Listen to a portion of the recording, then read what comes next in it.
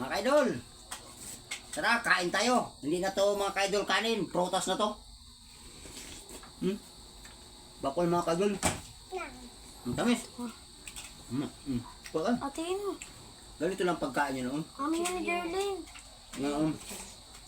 Atiin nga, Kuha ka na dun. kalahati lang. Ganito lang yan. Amin nga ni Jerlyn. Oo. Ayun, yung damit mo anak, magmanda. Tamis ba to? Pagkat ka na di kulay. Jerlyn, Kuwanto mga kaidol. Ito, dragon fruit Ito daw to. mga bag na ito, nalinis sa ilalim, bag na buhusan ng tubig. Mas masarap ang pakwan. Ang kaidol, rambutan.